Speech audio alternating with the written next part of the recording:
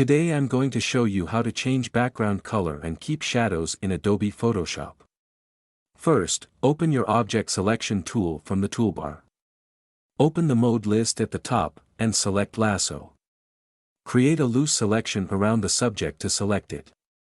Now so we can make two more selections in this banana, make sure Add to Selection box is chosen at the top. And just continue making the selection for the two banana.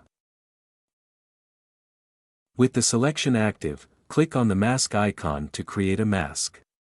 Now let's make a copy of it, by pressing Ctrl J. Then select the bottom duplicates layer mask. Press Ctrl I to invert. And change the blending mode from normal to multiply. Click on the adjustment layer icon, then create a new solid color.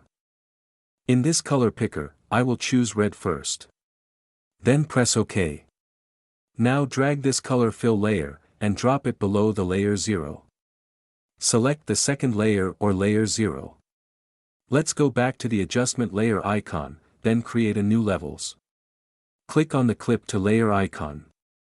In this levels, drag the two top sliders, to control the intensity of the shadow. Let's open the background color or color fill layer, by double-clicking on this thumbnail. Now you can choose any color for the background, still keeping the shadows of the subject. Then press OK. And that's it for today. Thanks for watching.